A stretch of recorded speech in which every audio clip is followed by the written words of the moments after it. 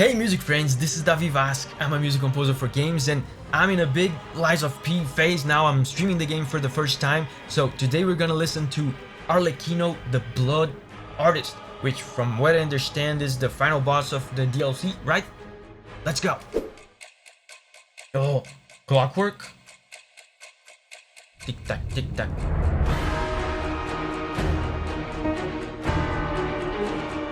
Very disturbing harmony. Heavy percussion. Listen to this rhythm, so heavy.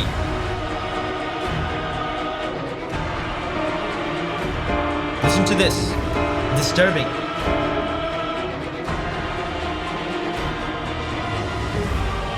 Oh.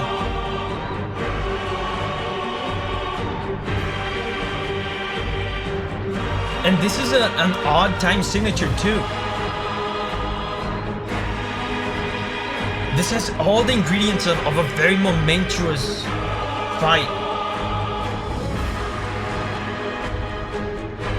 Can you hear the odd time signature? It's a 5-beat meter. 1, 2, 3, 4, 5. 1, 2, 3, 4, 5. 1, 2, 3, 4, 5. Very uncommon. Yeah, this has all the ingredients. Heavy percussion, a very slow but heavy kind of dragged pace. It gives you a sensation of weight. It could be like literal weight. Maybe like this boss is some gargantuan, huge, heavy enemy. Or it could be just metaphorical weight, like the weight of the occasion, the weight of the stakes, of the tension, whatever is at stake here. So it has that going for it. The weight also, it's almost all disturbing chords here. Right? The song starts on this chord, sad chord, then goes here. Super disturbing, and it keeps doing that with other chords or the other disturbing chords. Choirs, of course, choirs make everything bigger, right? Increase the stakes, the scale becomes higher. And also, the odd time signature. This is a 5-beat meter, which is very unusual. I mean, when you talk about boss themes, it's actually more usual, but still it's kind of disconcerting, right? It's unpredictable and gives you a sensation of, you know, uneasiness. 1, 2, 3, 4, 5. 1, 2, 3, 4, 5, right? 2, 3, 4, 5. 1, 2, 3, 4, 5. We tend to expect either a triple beat meter or a duple beat meter. 5 is unusual.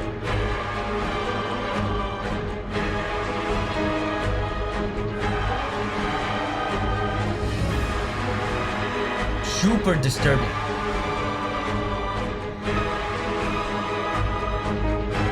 They changed key here as well. They're making this very dynamic. They went back to the original key. Now they keep changing this. They want this to be very dynamic.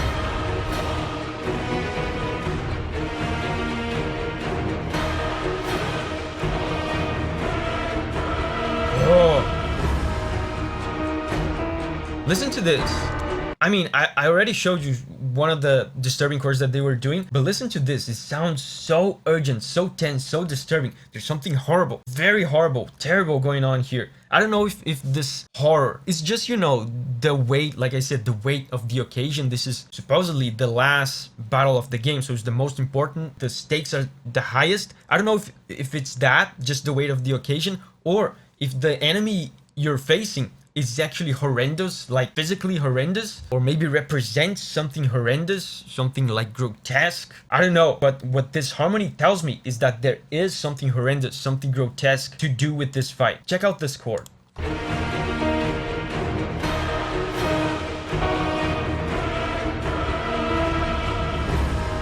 This one, he goes sad chord, then so ugly, so ugly. What is going on? What could possibly justify this ugly sound?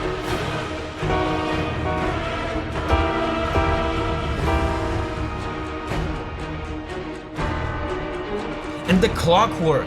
I mean, the clockwork it's easy to guess, right? It's because of the puppet thing. I would assume this boss is some kind of machine or puppet, right?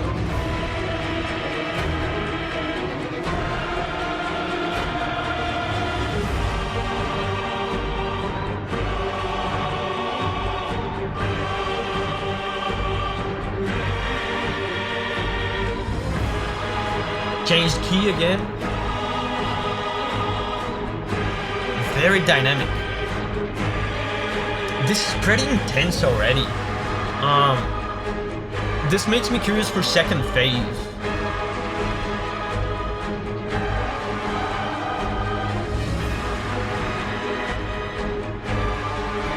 The clockwork keeps on going. The clockwork never stops.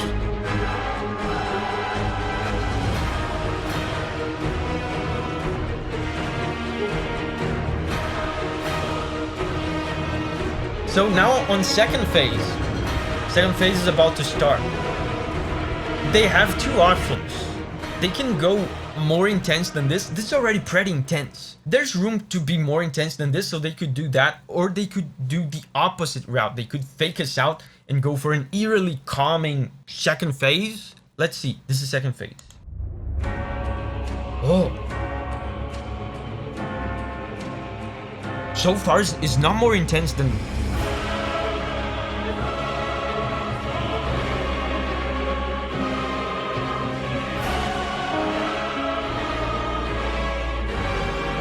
Still a lot of disturbing chords.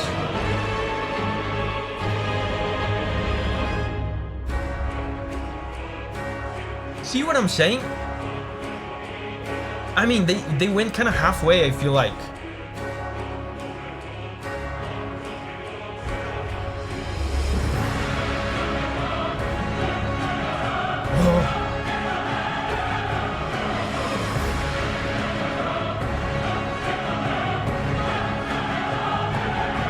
Amazing melody on the choirs.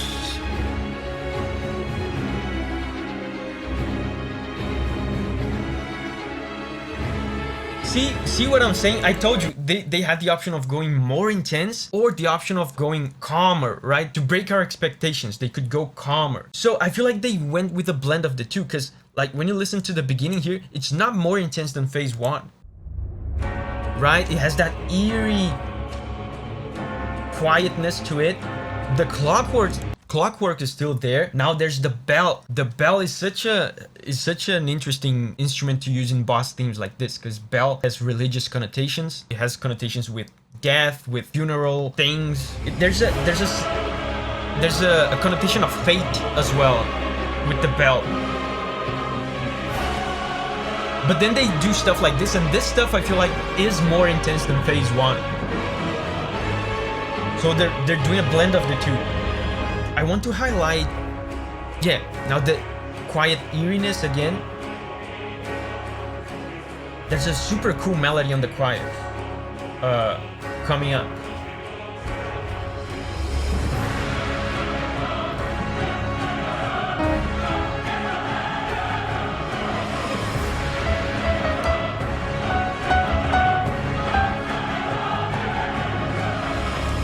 What are they doing?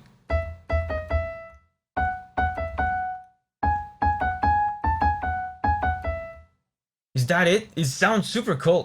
Like I said, there's a weight, there's a magnitude to it. It feels like fate. It feels like destiny. It feels like the whole adventure is converging to this. And like I said, the choir really helps drive that sensation. I feel like this number of voices, this number of humans singing together gives us, like unconsciously gives us the sensation that there's a lot of people involved in this. The whole world is affected by whatever is going on here.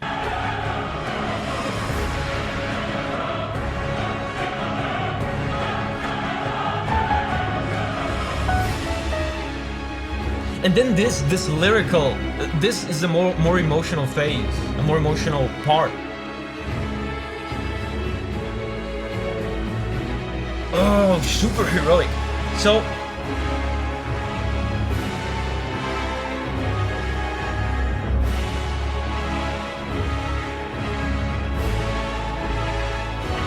amazing. Like this part to me, this more lyrical, emotional part, to me clearly indicates a more human side of this conflict, which is weird because I think, from what I know of the game so far, this is probably a conflict between puppets, but there's more humanity, there's more nuanced emotions being portrayed in this part here. I'm gonna show you these chords. Check this out. Listen to how different these chords are compared to the horror of the previous chords. Sad chord. So far, this is kind of samey. Disturbing, right? But then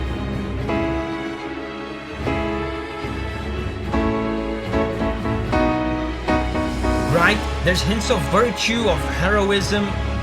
It's a more emotional, human sequence here. I don't know if this humanity, if this virtue, it's speaking about us or about the boss.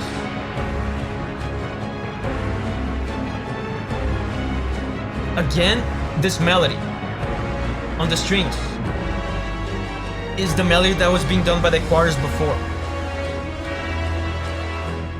Clockwork.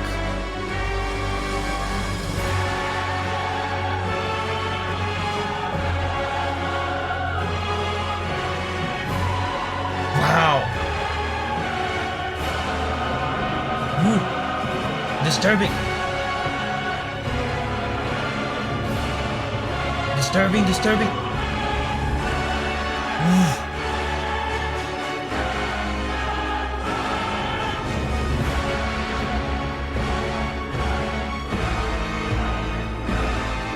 You know, I remember when I first heard Lies of P music, you guys told me it was like Bloodborne music, and I remember I disagreed. You remember that? This track in particular, there's like some movements in the harmony that actually really do remind me of Souls music. More specifically Elden Ring, I would say. Not really Bloodborne. Some hints of heroism that they give us, they go in a direction that you think is gonna be heroic and positive and virtuous, but then they bamboozle us and go into a different direction of something horrifying and disturbing. Check this out. This could come straight out of Consort Radahn. It sounds like the sort of stuff that they used to do in Consort Radahn from Elden Ring.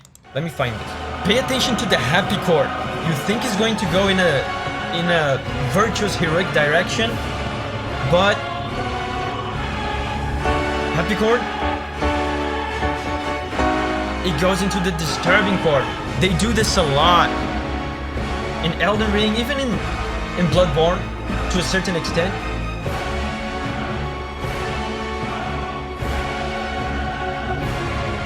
Oh, it's gonna end.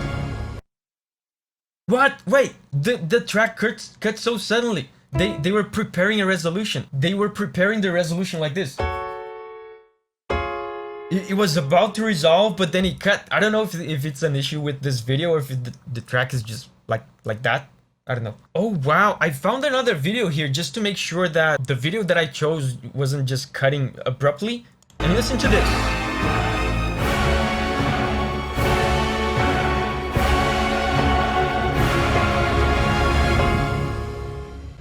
And then it just loops, so the song doesn't end. The song leaves us hanging on the tense chord and just finishes, like it cuts out unresolved. What does that mean? Hey, I have a bunch of other videos on Lies of P music, including a video that I did last week on the main theme of the DLC. You can check the playlist over here. And over here, there's the VODs of my own first blind playthrough that I've been streaming of Lies of P. Check both of these out, and remember, whenever you're ready to spread your wings and go on a music journey again, I'll see you there.